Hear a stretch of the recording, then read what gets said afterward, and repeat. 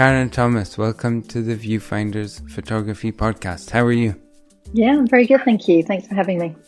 You're welcome. I'm so looking forward to talking with you today. I think like food photography is kind of its own art form within photography, and I think you're just insanely good at it. So really interested to dive into your work, especially you're working with really high level clients and things. I think that's so exciting, and you seem really busy. So what kind of things have you been shooting recently, or what have you got coming up this week? Actually, this week is a quieter week, which is actually quite nice because I've been sort of madly busy, plus throwing in a studio move, which has just been sort of a lot of work, sort of getting that all set up. Recently I've been working with some new startup companies, which has been really fun and quite sort of different from what I normally do. Smaller companies, but you know, in a mix with M&S. I do a lot with M&S. I'm probably going to be doing a project with them next week, along with some old El Paso stuff. So sort of a good mix, really. Okay, cool. That sounds exciting.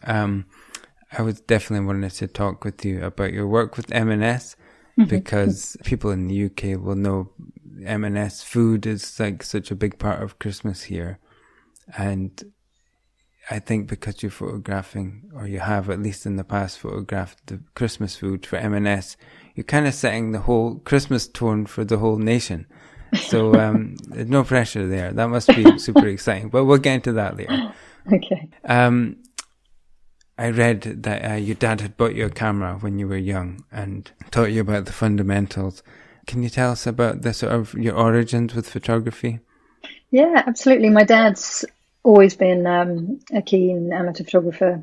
He bought me a camera when I was young, little red plastic 35mm film camera. And I just used to follow him around with a camera and just, you know, taking pictures of whatever. And then I saved up for my first SLR, which was a Pentax ME. And he helped sort of teach me how to use that, you know, about your apertures and everything. And it was all kind of, you know, quite basic stuff. And then I decided, at school, actually, I started working in the darkroom.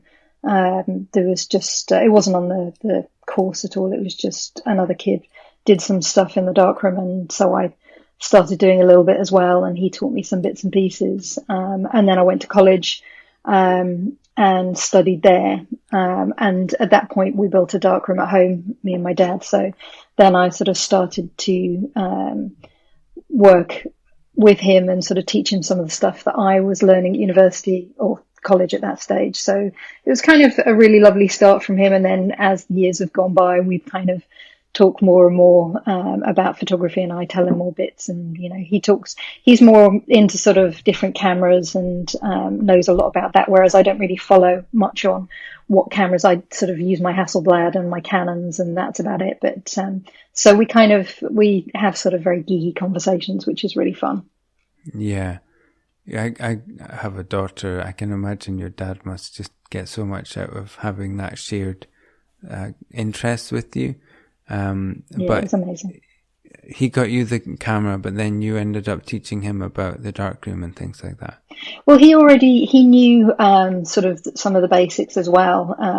But then I'm not sure. I mean, it's hard to think back all those years ago exactly sort of the dynamic. But I remember that, you know, he was very keen that I was sort of starting to learn that element, and so he sort of kitted it out, and we sort of, you know, did bits and pieces together, and there was a lot more sort of, you know, sharing sort of knowledge and so on. So it was a nice interaction between us about that, really. Mm-hmm. And then you said you went to college to study photography, right? And it was to study photography. It was at Southend Tech. So I did a BA in photography, a BA honours, and then realised that actually in order to get into university, I'd probably need something else to sort of set me apart, because it was quite difficult to get into. So I did a photography A level in a quick year to try and sort of catch up. And I don't know whether that made a difference, but I got into Nottingham University, so yeah, it all worked. Okay. So how did you find your experience at university? Did you have a lot of takeaways from that, or was that a good experience? Yeah, it was a great experience. I think I didn't learn as much technically at university. It was more about sort of learning to sort of express yourself through the work. So when I look back, sort of the technical side of what I was doing was very, very basic. And I think that it was just a space to evolve. Also, the sort of first time really living away from home. So there's sort of lots of different things going on. But it was only really when I left university that I started to technically learn, go into sort of it really, really in detail, sort of studio lighting and stuff. It was very basic at university, but I loved it. It was really fun. It was a really great time to explore and experiment and do lots of unusual things like soaking Polaroids into water and letting the surfaces lift off, Polaroid lifts. I don't know whether you're familiar with that kind of thing. No, I'm not actually. Yeah, you take a Polaroid. It's a specific type of Polaroid, and you soak it, and then the surface lifts off, and it's like a skin. And then you put that onto different surfaces, and I lots of different experimental techniques, which is really fun. Which obviously is very different from what I do now on the sort of commercial side of it. But it was all film based because I was at university in I graduated in 95, so yeah, it was all film based at that point. Yeah. Is it true that your lecturers told you not to bother having a career in photography? Yes, yeah, it was. They said if you didn't get a first, then really not really much chance getting a job. You really need to sort of get that first to sort of nail it, which was obviously surprising and very daunting. So I came out with a 2-1 thinking, oh, well, there you go. Not sure I'm going to be able to make it. There was only 2 people in the year that got a first, and they were very much more sort of on the sort of dissertation and the written side, and it was very conceptual. And so when I came out, I sort of looked around at different things and thought, actually, what do I go into? Do I still do this? Almost went for a job in advertising for some reason, but I thought, what am I doing? I haven't even given it a go. Why am I trusting that? Surely it's worth giving it a shot. And I went and saw a few photographers and very quickly just got, I think a work experience for a week. And then after that, I just started assisting, and there was no looking back. I assisted for about 4 years and was really busy with the assisting work. So it just shows you that, I think you have to be really careful, how you guide people. I probably shouldn't have taken that, quite as literally, but, fortunately I did sort of see sense and go and give it a go. So otherwise it would have been a very different path. Yeah, I know. So, yeah, keen to talk about your assisting experience then. And was that work in London, I guess, at the time?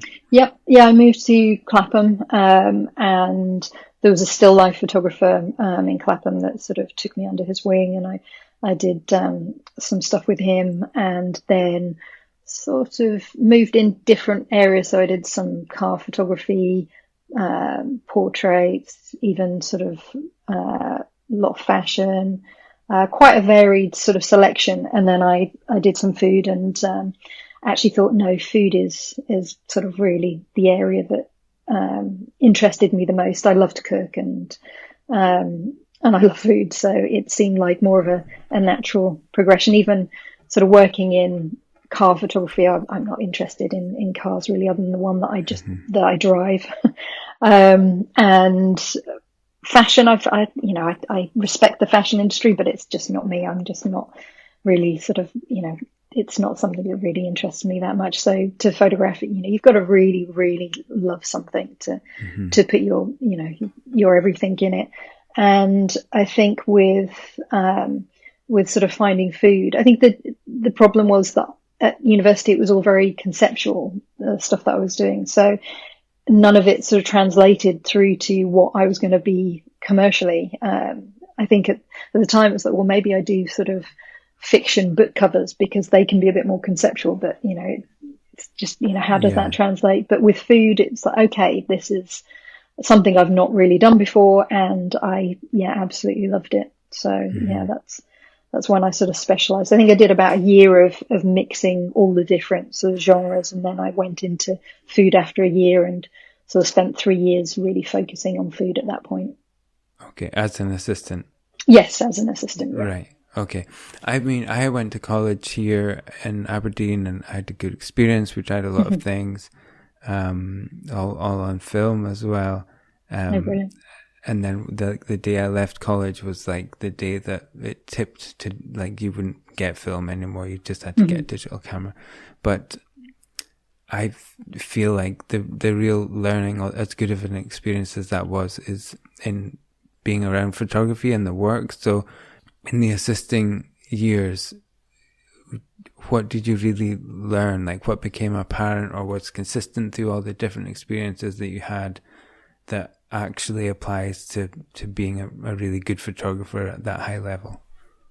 I think there's so many things as an assistant that you learn. I mean, number one, technically, it just straight away, in the first week of assisting, you learn more than I did in 3 years at university, because technically, I mean, I think it obviously depends on which university you go to and how much they guide you technically. I think the choice that I made at university, it was sort of more of an exploration of ideas at that university, and gave you a lot of freedom in that sense. So definitely an amazing course to be on, but to then go and assist and sort of really sort of drill down on what you need to know and what you need to understand, building sets, lighting. I mean, car photography, if you can sort of light the insides of a car, and have, mirrors and little tiny lights, all around everywhere, then,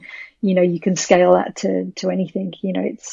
It's, and then you go to a fashion shoot and sort of see, all the different lighting styles there. And I think having the cross section of all these different lighting techniques, and then being able to apply it to different ideas that you're using within food, is invaluable. Whereas, I think at university, I wasn't doing that so much. So the technical side, and the exposure to all the different kit and so many different sort of lighting systems, and different photographers with very different styles, very different approaches, and also, clients, getting to see the interaction of the photographer with the clients, and how that's handled.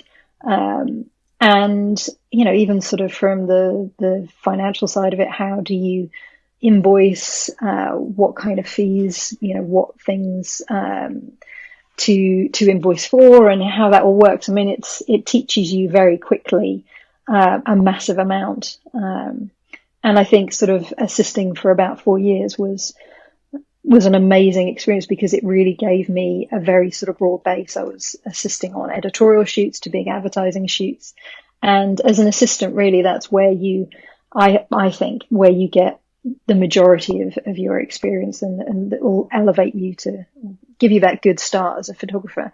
And I think some people want to sort of have a shorter time assisting. And I'd say that actually having a good amount of time, because you can't go back, it's very hard to sort of, as you go out as a photographer and then say, oh, actually, I want to do a bit more assisting. So, because I feel like I haven't got enough experience, once you start making that leap. So I'd say sort of giving it a solid amount of time so that you really learn the most from a broad range of people, and get very different perspectives, I think is invaluable. Mm-hmm. Is there still a route then for young people to go that assisting route as a stepping stone to a photography career? Oh, absolutely. I use assistants, and that's their sort of journey as well. And the assistants, I use all freelancers, and while they're working with me, obviously their job is to, they need to do their job, but at the same time, I'm there trying to teach them at the same time. So, if I'm lighting something on set and it's not something they're familiar with, I'll explain why I'm doing something, so that it's as well an apprenticeship and not just them sort of making money. I mean, some assistants go on to be full-time assistants that don't sort of have a desire to actually become photographers because that's professionally what they enjoy doing. And then others sort of are looking at that progression and looking to learn as much as they can. But no, very much so. I use assistants all the time. So when did you feel like you were ready to make the step to being a photographer? And what was do you remember the first or early assignments when you really took that step? Oh, yes. I think, when do you know you're ready? I don't know whether you know whether you're ready. I think I definitely didn't particularly feel ready. It kind of just happened in that I was working with one photographer in particular, a food photographer, and she was about to have a baby. And she said that she had sort of various clients. Would I like to shoot for them and use her studio, use her kit, and then she'd take a fee for all that, and I would work sort of, in her setup, but obviously, start with my style. So that was the first shoot was Evening Standard ES magazine. So I had a page or sometimes 2 pages in Evening Standard magazine every week. It was when it was sort of a bigger size, sort of not the sort of A4 that it is now, but obviously not as big as A3, but that sort of larger format magazine, and it was weekly. So it was an amazing experience. It was an amazing opportunity, and without as well having the risk of setting up your own studio, and without having to sort of buy too much of my own kit, because I did have a Mamiya 645 at that point, but we were also shooting on 5.4 film at hers, so I was able to use her 5.4 Sinar at that point, and then it led into other jobs that I was doing, sort of that were her clients again, sort of Kettle Chips. I did a big PR shoot for them. Lots of things sort of started through her, but also I'd been assisting on M&S shoots with a photographer that I used to work with, a food photographer, and I'd been assisting for quite a while, and the client often said to me, when you go out on your own,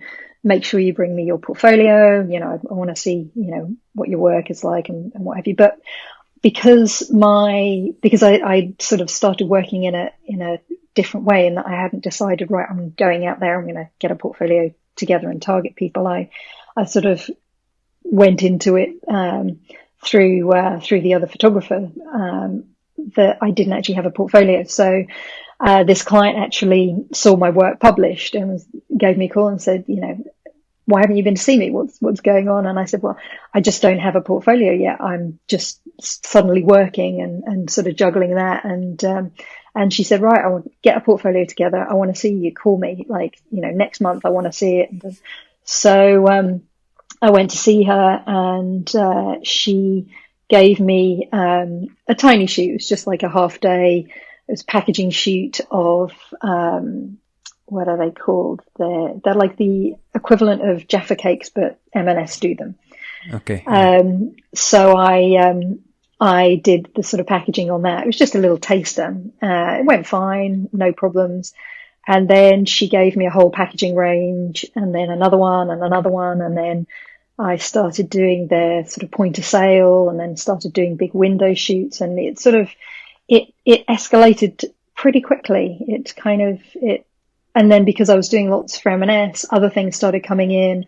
Mm-hmm. I started working, I left the other photographer's studio, started working in my own studio, and actually I started working from home at that point. But it went very quickly from that point. I think that sort of contact at M&S was absolutely invaluable. I'm still friends with her today, Caroline Wooden. She's a really, really good friend of mine. And yeah, she got me my first job 20, what is it, 3-4 years ago or something like that now. So yeah, long time. Yeah, so that's a great story.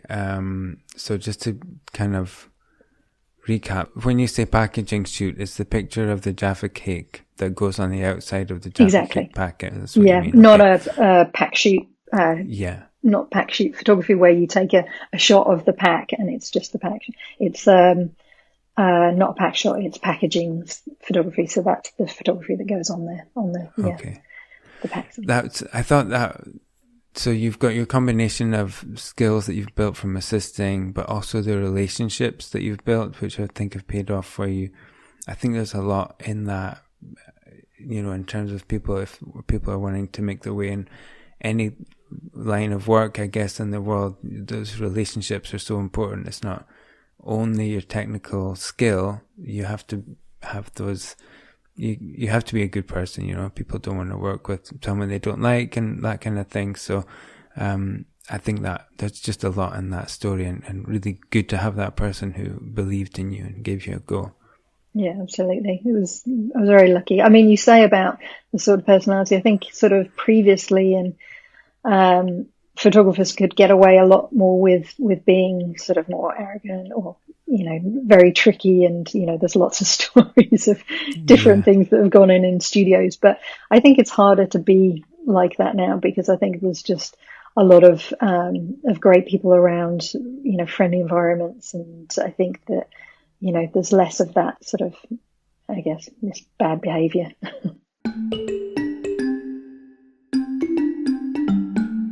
Let's get into your photography then. I read on your website, I think, that you get an immense satisfaction in receiving a brief and being able to plan and execute a beautiful project that's shot or filmed with great love. I underlined that, with great love. So, what goes into that kind of a typical shoot? I mean, does it start with a phone call or an email from the client, the agent? How do you get going with that? And let's go through that. Say it's Marks and Spencer Christmas campaign, because it's a big and interesting one. So yeah, keen to get an insight into just that process of beginning to end. So we can go in chunks. You don't have to do the whole thing. But like, who contacts you to start with, and how does it go from there? I mean, it really depends on what type of shoot it is. So because I work in, a very wide cross section of types of photography, or the areas that I work in, for example, editorial to packaging to point of sale to advertising. So each one of those areas, those 4 areas, they work very, very differently. If it's an editorial shoot, I'll just get a phone call from the magazine, and they'll send a brief, and they'll contact the prop stylist and the food stylist, and that'll all be organized. And it's very much it's low sort of production on my side. I don't really have to think about it. It's mainly on the day of the shoot. I'll look the day before, have an approach in mind, and then on the day of the shoot, then we'll sort of work very freely and create. I don't have to work to certain sort of scamps or drawings that they have in mind. The briefs are they come up with the color scheme, the look, the style, everything like that, but it's up to me to interpret it on the day. Whereas if you go to the very other end of the spectrum and it's an ad shoot, then when it's an ad, I get a call from my agent, and generally it's a triple bid. So there'll be a couple of other photographers in the running. I generally will have to write a treatment for it. I'll have a chat with the designers, the creative team, and get an idea of what they have in mind. And then I'll put a treatment together, which will be my whole approach for the project.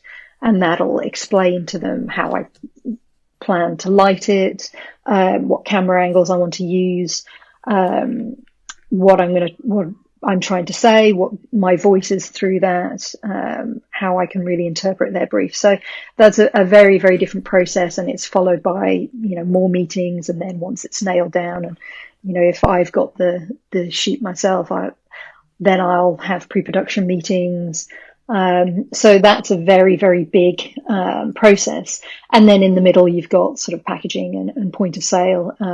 So say, for example, it's an M&S Christmas shoot. Then again, it depends whether it's a Christmas shoot for their point of sale or advertising. The advertising will follow that process. The point of sale, so all of their in-store posters, their shop windows, I get called by the art buyer. They book in the date. Then I liaise with the art director. They commission the prop stylist. I speak to a food stylist, and I'm sent a brief in advance. And then on the day, we sort of work again very loosely following their sort of criteria, but nothing sort of scamped out again, unlike when it's an advertising shoot when I can be given lots of scamps to go off. So it's a very sort of different process. I mean, I've given you a very sort of condensed one of each. And I've been working with lots of startup companies. And again, that process is very different because I'll help guide the startup companies to understand the process. And there's a lot more from my end to try and explain the process and also work with them to understand what it is they need and guide them to creatively maybe putting a team together that can give them all the different elements they need. So it is very different. And I think that's also one of the things I love about it, that each project is very, very different, and it's a very sort of different approach depending on the sort of genre you're working in, but also who the client is, because each client has a different process as well. So it's also dependent on what they want from their process. So that is super interesting. And I guess people who wanted to become a food photographer in the kind of way that you work, I don't know if there could be any other way in than through the assisting route, given what you've said, because there's so many elements to learn that you just wouldn't know from the outside, you know?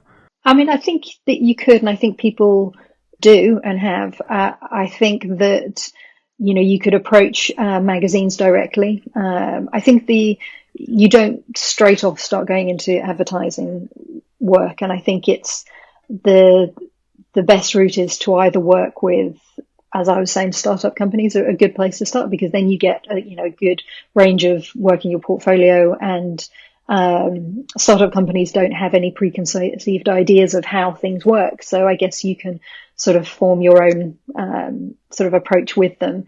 Magazines are a great way of starting because, again, the process is very simple. They come to you with a brief and you have to follow that brief, and you work with them on the day, and there isn't a lot of the pre-production meetings and everything else involved.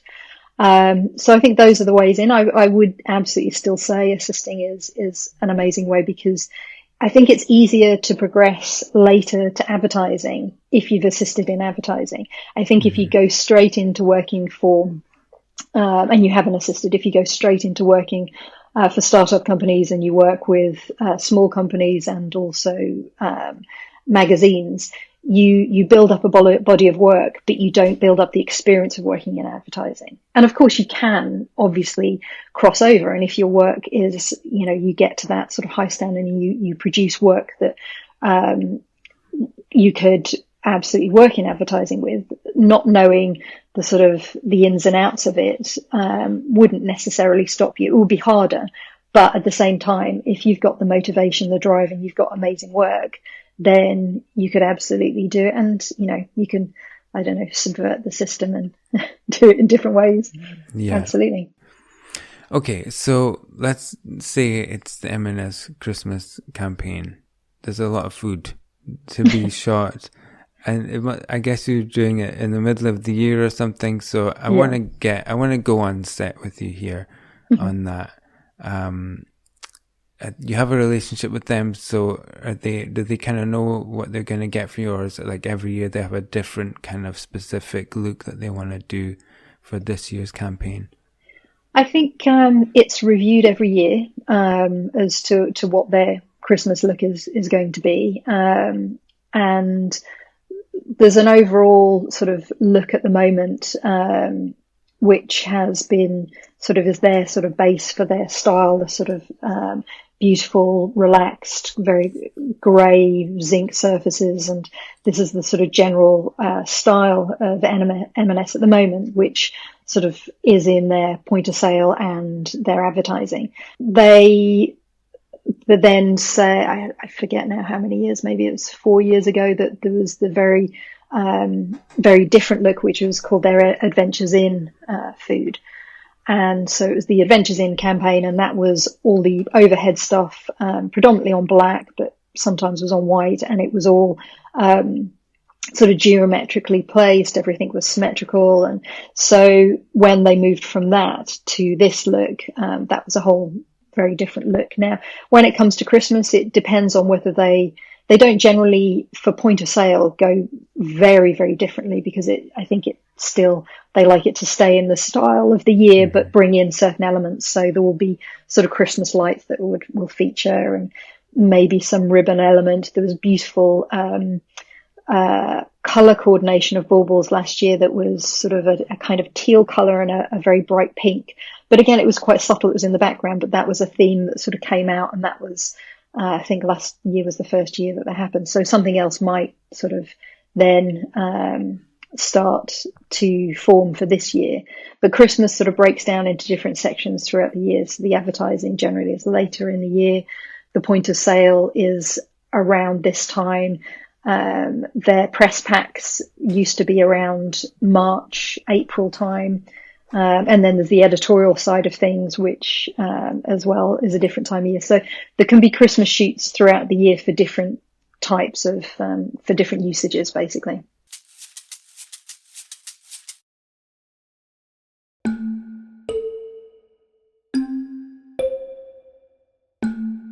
We've talked about a lot of work around the shooting or around the photography, but when we actually go to take pictures, what's that like on set for that kind of big important campaign? Are there a lot of people around? There's a very clear schedule of kind of shot list for the day.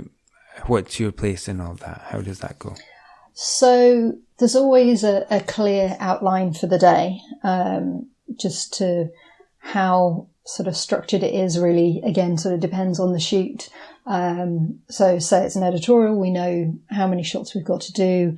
We'll generally have an art director there, and we'll just sort of, crack through them and sort of, make sure that that we're working to a really, really good pace, because generally with editorial, you've got, a lot of shots to get through. So it's a lovely process. It's very organic, and we're able to sort of really have some fun with the props, and everything isn't sort of completely laid out as to what it actually looks like. So you can sort of take bits and pieces and set them up and really sort of create something beautiful as you see it there and then.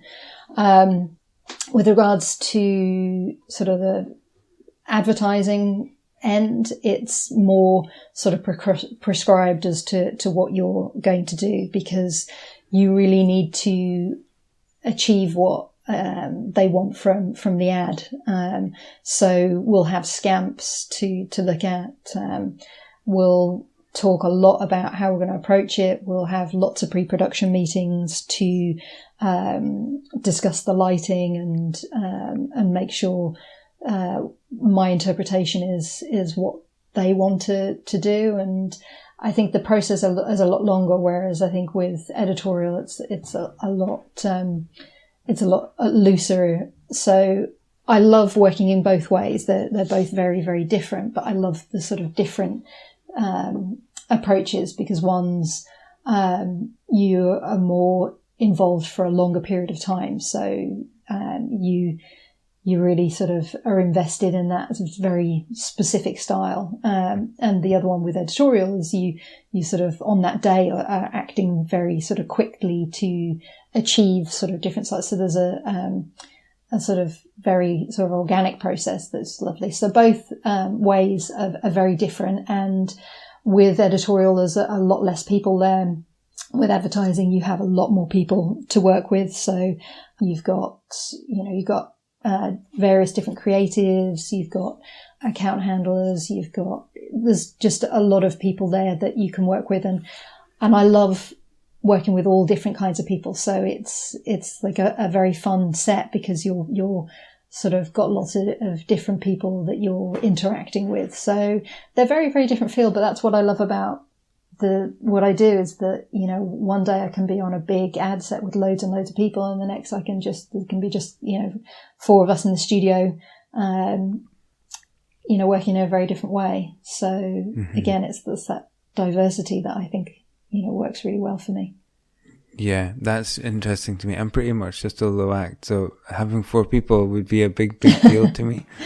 Well, there's always the food stylist, there's always my assistant, and there's generally an art director, although not definitely. There might be a prop stylist on set, but I don't tend to, unless it's sort of a big set, they tend to sort of come and unpack and put everything together and then leave. So I think 4 is, you know, sometimes there might just be me and a food stylist, but that's the rarity. Generally 4 is the minimum, but then it can go up to, I think we had felt like about 20 people on set the other week when we were on a big ad shoot. And then there's a lot more sort of meetings and everything that goes along with that.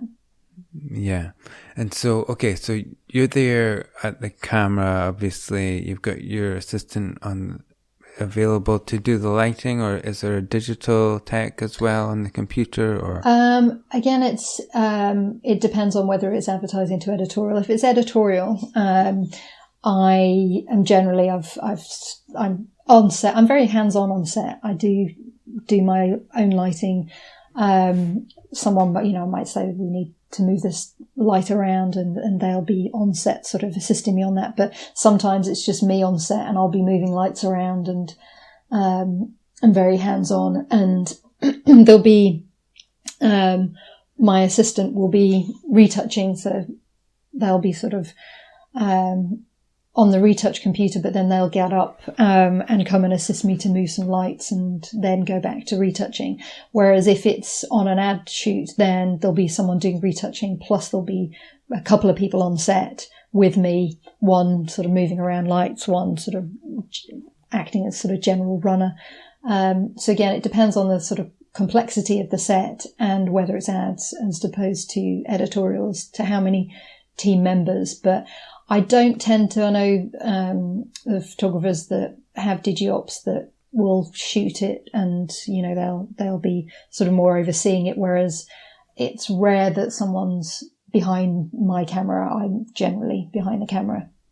And then, so you've got someone who might be doing retouching sort of in real time, as it were. So what kind of thing would that be? Well, it's not so much real time. It'll be as in, if we've got, so say if I'm doing a point of sale M&S shoot and we've got, say 4 or 5 shots a day, then after we've shot the first shot, then I'll hand it over and they'll get on to retouching straight away. So they're not retouch. Although having said that, if say I'm doing, a shot where I need to see, and I'm taken sort of multiple images that I need comped together, to produce one image, I'll shoot those images, and then my assistant will bring it up on screen and we'll do a rough comp together to show the client what's achievable.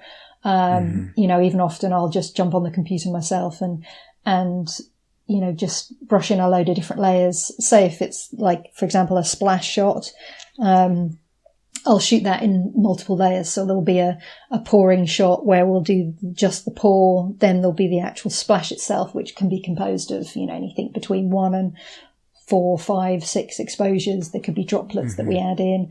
Then there's the original glass that is clean, so, you know, it's not dirty from any of the splashing that's happening. And then probably a surface shot that the splash is brushed into. So if I do a shot like that, it's very sort of hard for the client to visualize what I'm telling them. I'll say, look, this is your pour, this is your, but there's nothing better than, you know, me hopping on quickly, just doing a quick sort of comp and then showing them what it looks like. And then I'll walk away once they're happy. Then my assistant will take over and they'll just sort of redo the whole thing and make it all look amazing in its sort of comp state. So that's happens, on the shoot, but the retouching does start. I like to have someone retouching on set, because in between shots I go over to them, I see what they're doing, and I'll say, look, we need to lift the light a little bit, maybe on the front of the burger patty, or that bit on the right hand side. I want to, clean up that area a little bit more. It's a bit too fussy. So, and then I'll walk back to set, and then, so it means that during that day, I'm overseeing the retouch as well. If I do outsource it, then, it's fine. And someone will send me the shots back, and I'll review them and then send back retouch notes and stuff. But I do like to have, the retouching in the same room as me, because I do love to sort of work with them and sort of see it as it's progressing. Okay, this is so interesting to me. I'm gripped. Sounds like you have a very different process. It's just like me knocking things over. That's what oh, I do that too. But yeah, I mean, I like to be organized as I can be, and it's corporate headshots mainly, stuff like that. Yesterday I was in doing like a PR kind of thing for this accountancy firm that I do a lot of headshots for. Mm-hmm. So I don't like doing PR. It's very quick. It's very in the moment. It's like they've got 5-10 minutes and you have to do 2 or 3 things, and you're sweating and you're moving things, and you're falling over and knocking things over, trying not to drop things on people's head. So I just have to go in with my own little storyboards. I know the location of this office. I'm going to do this here, and just kind of get through it. That's the best way I can do it for me, to be organized and to just kind of join the dots. I don't like when things are like uncertain or up in the air. That makes it difficult for me. I think I like to know pretty much what I'm going to do before I go out. And obviously that changes and flex, but it's all me, I'll have an assistant sometimes. So yeah, it's a real insight into that world. Okay. And then so you're shooting between yourself, the art director, the stylist. You can work to the shape of the picture, and then presumably it's up to the art director to say, okay, that one's fine, we can move on to the next. I think, so sometimes it doesn't stop at the art director. Sometimes then so if we've got a client, then so on an ad shoot, the art director will work with me, and then we'll bring in the client. And so there can be 10 people standing around the monitor, and we'll discuss what we've done, how we got there, why we went in the direction we chose, and then the client will, either say they love it, which is amazing, or they'll say, actually, have we tried this? We wanted this, or, and then go through some feedback, and then they'll go off, and we'll then sort of make some tweaks and change around things. It's sort of a long process. Whereas, with an editorial shoot, the art director will say, yeah, absolutely, sign off, and then, we move on. Or sometimes it will go to the food team. So sometimes the person that's written the recipe on the magazine will see that and just sign off whether is how they'd envisaged it. And again, with clients, like M&S, I'll be working with an art director, but then it might go off to the team at M&S to sign off. It really sort of depends on what that company's dynamic is. And so you've done a lot of work, obviously, for quite a long time. Do you still get a kick out of seeing that in shops and on billboards or whatever? Absolutely. I love it. I love turning around and sort of spotting one of my pictures and go, oh, look, that picture's up there. Or at the weekend, we were driving down, we were away for the weekend, and we were pulling off the motorway on a roundabout, and there was a massive truck with M&S pictures on the side, and so we were driving past going, oh look, there's one of them. And it's lovely. It doesn't get old. I often pass them in locations. I was in Tokyo earlier this year, and I was in Costa in the airport, and And so I was like, oh, look, there's loads of pictures in here. It's, you know, and it was amazing. So then, you know, I don't tend to have my picture taken with my pictures anymore, you know, but I was like in Tokyo, I was like, take my picture with my pictures. I'm in Tokyo. So that's nice. And I think it's just lovely. I think, you know, it's amazing to see that, you know, people want to put your work up. It's a lovely, lovely feeling. It really is. Yeah.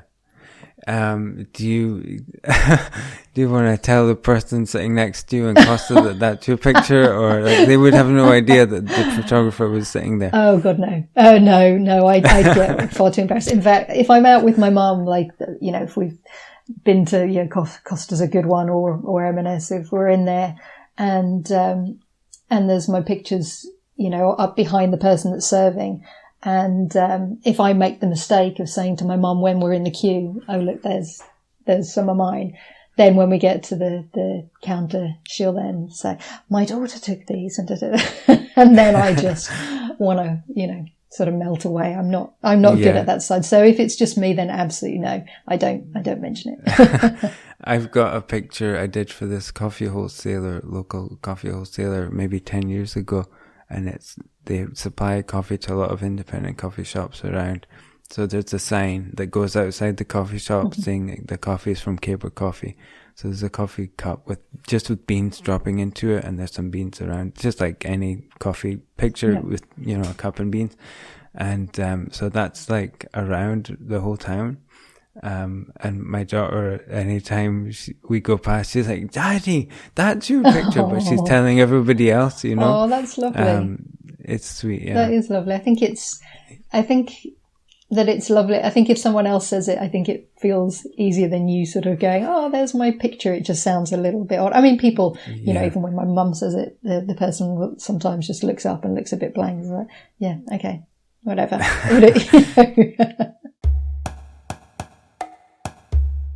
You're doing some moving imagery, and I was interested to know how that started and how you adapt to that. So it started, I think, about sort of 8 years ago, and there wasn't as much demand for it then, so I only sort of did sort of small amounts, but now it does seem to be getting more and more popular for the sort of clients that I work with. And I think, you know, even something like stop motion, people want more and more because that's obviously a lot more accessible. Financially, it's not, you know, as costly as going sort of down the whole video route. But video, yeah, it's been really fun and exciting in a different way than stills. I still absolutely love stills, but again, I guess the diversity is what I really enjoy. You know, I'll be on stills one day and then filming the next. I did a shoot a couple of weeks ago, and we did stills for a client, and then we had a video element, and sort of bringing them so they sat together nicely, but also the feel of the different shoots was very different. And I think on a video day, I think I work with bigger teams, so that obviously is different. I don't mean, you know, on ads we have more people obviously, but there's more people on my team on a video day, and I think there's something different about when we're filming something, and because also I generally I'm not behind the camera. There's some stuff that I do and I film it myself, but I generally work with someone using the camera themselves. So the DOP that I work with, he's a camera op, and I mean, I'll still move the lights around. I'm very hands-on on set, unless it's, you know, advertising, that kind of thing. But if it's sort of some of the mid-range stuff I'm doing, I'll be there, you know, very hands-on, but someone will be behind the camera. So it's a very different approach for me. So I'll be saying, you know, can we, you know, go higher? Can we come from this angle? Can we have the shaft of light here? So it's a different sort of way of working. And then when the files are brought up on screen, if it's like a splash shot and we've seen it, but have we got it? And we don't know. And, you know, it comes up and, you know, everybody's like, wow, there it is. There's there's a different energy. There's, the feels on stills, everything feels very, just sort of lovely paced and kind of you're just in a lovely flow, and whereas there seems to be a lot more speed and action and sort of, you know, sometimes at the end of a filming day I'll realise I haven't really been breathing. Sort of, you know, you're just running on such adrenaline. So it's very different, and I love that difference in it. I love the sort of doing one day of stills and then suddenly I'm filming. Yeah, obviously the way things are moving, there'll be more demand for moving images. Would you see that taking over or going to like a director kind of role in for commercials or anything like that, or how would you see that going in the future? I think I'm happy to work at the moment. I'm predominantly stills with a certain amount of video thrown in, but the emphasis still on stills, and I'm happy to adjust that balance so it's, you know, potentially more evenly weighted, or just up the video a bit more. I mean, I do love directing, but I wouldn't move out of stills completely. I think I'd want stills to be, you know, at least 50%, because I do actually, I still absolutely love doing stills. So I think to up the video would be great, but I think that going into doing some TV commercials would be amazing. My production company, I have an agent for stills, Horton Stevens, and then I have a production company for video, and that's the Bite Collective. And they are sort of trying to get me TVCs and sort of work in that area. So I'm excited to see, you know, what they're going to do and, you know, what they're going to get me. But, I think it's just a process of just seeing where it all takes me, really. I think I've been lucky in that I haven't necessarily orchestrated changes deliberately throughout my career. A lot of things have happened sort of organically. And I'm interested to where it goes next, but yeah, definitely a good mix of the two. Thanks for that. This has been a great insight into how you work. I think it's going to be really valuable for people listening. I know that you've been recognised as a Hasselblad Heroine. I guess that's like a ambassador kind of role. Yeah. What does that mean to you? What does that kind of acknowledgement mean to you or do for you in your career as well? I mean, I was very flattered when Hasselblad approached me about this, because, I mean, you know, Hasselblad is an amazing brand. You know, it's the Rolls Royce of cameras, you know, I personally think. And it's, you know, I've had Hasselblad. I started off in medium format. I started off with Mamiya's, and I moved over to Hasselblad. I don't even know how long, 10, 15 years ago. And, you know, I've always, you know, loved their cameras, and felt strongly. So when they came to me and said, you know, we want you to be, one of this year's heroines, I think it was lovely. It was different people, different women from around the world in different areas. I was their first food photographer. So again, that was, a really lovely thing to be able to say. And I think any kind of, endorsement from someone else, from a company that you respect is always, you know, an honour. So, and the team at Hasselblad have been, I mean, they were even before this very supportive. You know, I'll just hop on an email. I'll get a response very quickly if I've got any, technical problem. And they'll also, you know, they've sent me out loan equipment, you know, if I've ever had a problem and so on. They're massively supportive. So yeah, it's a really good relationship to have with them. Mm-hmm. When you have that kind of camera, like, what does it really give you when the camera's in your hand that it sets it apart from other equipment that you could use? Well, I think Hasselblad, I mean, are known for their amazing lenses. So when I was sort of testing out different cameras that stage, because I moved over to Hasselblad when I moved to digital. So previously I was shooting on film, and that was with Mamiya. And when I wanted to make the leap over to digital, that's when I sort of started sort of testing out different cameras and thought, okay, this is a new start. Where do we go? And I tested them out, and the image quality was far superior on the Hasselblad. And then I think that they, you know, the quality of the back, it's 100 meg back. I've got the HD6. It films in 4K if I need it to. I don't generally use it to film because, as I say, I use another team, but there's a cake video on my website that was all filmed on the Hasselblad, so you can see the quality of it in the video section. So it's just a beautiful camera to use, but you know what it produces is amazing. So yeah, it's a good one. Yeah, and then for shooting, is there like a right focal length for food photography, or would you like that to be? Well, I shoot either with my 120 or with my 100mm. And although there are some shots on my website that are very super wide angle, hired a couple of lenses, and we wanted like a really, really extreme point of view. And that was really fun to do. It was very different, but generally you're really, 100 to 120 is sort of what I would go to. The 120 is a macro, so that helps in that sense. The 100 I like as well because you've got different apertures that you can do. I think it goes down to 1.8 or something, whereas it's probably 2.8. And the 120, you can't open up as much. So if I'm wanting to have a shallower depth of field, then it helps to stick the 100 on. But if I'm going more macro, then the 120 is good for that as well. Okay.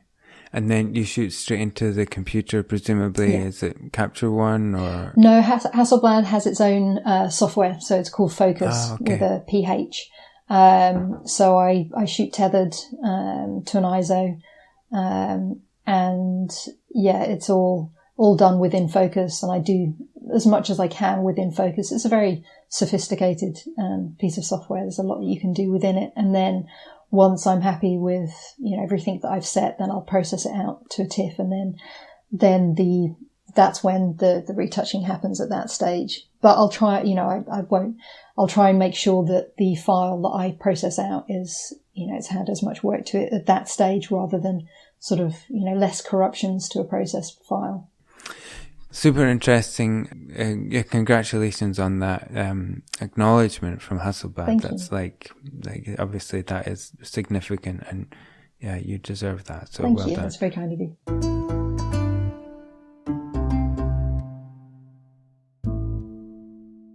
This round is called double exposure. Okay, I'm going to ask you about a particular photo of yours that I like, and then we can dive into how that was made, and then I'll ask you to tell me about one of your favorite pictures or experiences from your photography journey. I had this one earmarked. I don't know if it's what you were referring to, but it's a shot of a guy making chicken in a pan, or it might be a lady, I don't know. And it seems kind of wide angle lens. Yeah, I don't know if that's the me. Picture that you were. Is it? Yeah. So, I'm not saying you look like a guy, but it's just Chop my head off so you can't see. Yeah. So, but I noticed that it felt like it was shot a little wide angle to me. Is that one of the shots that you were referring to? Yeah, I had what lenses were they? I think they were 35 and 50, or was it the 28 and the 35 from Hasselblad? And I just wanted to do these really extreme shots. And so that day was actually that's a test shot. So that was just literally me and the food stylist. So I set everything up, and then I stood behind the camera, and I also did a live view so I could see the screen. And then I asked the food stylist to press the shutter for me as I sort of stood there. And it's tricky working that wide angle because you've got so much more in the shot. I mean, literally the background. I think you almost see the ceiling, and I've had to put like a plant on top of a sofa and really expand the set. Also the chicken, at the normal angle it looked absolutely tiny. So that chicken is standing on its side so that it looks like around us. So I had to really, sort of adjust that shot from what we normally would. Okay. It's really interesting because like the pan comes right into the foreground, and the surface that the pan is sitting on is coming in there. I think it was about a centimetre away from the lens. I think it was that close. Yeah. Right. I don't know if someone who's not a photographer obviously will put that together, but it has the feel that it's a little different anyway. Mm. And you have that kind of intimate, kind of close feel that you get with a wide angle lens. But I noticed it because it was just a little different than the normal kind of way that you would shoot food photography. Also adding to it, I think, is you're squeezing a lime or a lemon or something. With like a lemon squeezer, I can't see it that well from where I'm sitting. Yep. Yeah, and with the droplets going in there, you've got the steam coming up. I hate shooting with a wide angle lens because it brings in all the clutter as well around the place. But you've done that really, really well, and it has a real distinct kind of feel to that shot. I think there's another companion shot on your website as well. So interesting. So having a test shoot, would that allow you to just try things out like that you were maybe curious about? Yeah, I think that with a test, it's just really fun to play and experiment and do stuff, as you say, that you don't, that you're too restricted. You don't, get the opportunity to do on a shoot. So on a commission shoot rather. So with this idea, I just got together with a food stylist. There was just the two of us in the studio, and we sort of set up with this wide angle lens. And I loved the idea of the wide angle lens, but just having chicken in a pan, it didn't take up enough area in the shot. It wasn't interesting enough. And so it's like, okay, well, let's bring a human element in, and let's bring some action in, because again, it needs to feel really fun, dynamic. And so then, I started doing different things on set, and just the squeezing of the lemon, with the drips and everything, it just suddenly started bringing everything to life and gave the whole thing, it just elevated everything. So it was, usually I have a bit more of a set idea, but with this one, it was, I just didn't know how it was going to be to go that wide angle. I mean, I've shot wide angle obviously before, but it was to go quite extreme, and I was having to push the pan up so that it was, as close as I think it was not even as far away as a centimetre away from the lens. It literally was in there. And to then play around and say, well, how much of this shot do we need to style? And it was just really fun. I think that you learn a lot when you're doing a test, and you can take a lot more risks, and you can experiment. And then when you come to then shooting something else, you can bring those learnings. It doesn't happen very often that people come with that kind of brief. So but it also does mean that sometimes people see this on the website and say, we want to shoot in that way. So again, it sometimes, inspires people to do that kind of shot. So then I'll be able to approach that knowing exactly what's entailed. Yeah. But that's the fun of tests. I love playing around. Okay, let me throw it back to you. Is there a moment, a photograph, or just a great experience you've had on your photography journey that you could talk about? I think one of the highlights in my career was, it wasn't necessarily the shoot itself. The shoot was great. It was a Costa shoot, and it went all according to plan, and the shots, I think were just, beautiful, glass, shots with ice and iced coffee. And it was, great shot, but nothing sort of out the normal for what we usually do for them. But then they told me that they wanted to use it on the roundabout at Waterloo on the IMAX, and so that we went down there to see it, and that is just huge. I mean, my stuff has been on billboards, but to see the size of that was just incredible. I think that definitely was a massive highlight. So that's in central London. Yes, it was a couple of years ago, and it was in central London, and it's this. It's a huge roundabout, and there's an IMAX in the middle of the roundabout, and this IMAX has a glass-fronted surround, and that my photograph went all the way around it, and so it's basically like having your picture on a skyscraper. It was just like, wow, okay, this is big. That's a big awesome. highlight. That's awesome. Karen, I've so enjoyed this, and there's so many other pictures I could ask you about, but let's round this up. There's a quick fire round. If you've got time for a few quick questions. Sure. Okay, wide angle or telephoto? Telephoto. Color or black and white? Color. Do you ever get the chance to shoot black and white? Not for clients, just no. Not, yeah. Expensive lens cloth or the corner of your shirt? Whatever's closest to hand. Really? With all those people on set, I would be using the cloth for sure. Yeah. The cloth ideally, but if there's an issue and I've got ice cream on set, and then, you've got to work quick sometimes, so yeah. Yeah, okay. What's a weird thing that I could find in your camera bag, or something unusual you use in your kit that you wouldn't think of? Oh God, something weird in my. I've got some. I've got some breast gel implants in my kit cupboard that we needed for a shoot, which wasn't. It was just something where, because they're transparent and they're wobbly, and we needed to set something on something, and we bought some of those. They came in quite handy, but they've never been used since, and my accountant did question the fact that I had them in my tax list. Yeah, but you never know. They've got to stay in the kit. Absolutely. Okay, is there a photographer that people should all know about in your field or otherwise? I mean, I always loved Imogen Cunningham's photographs.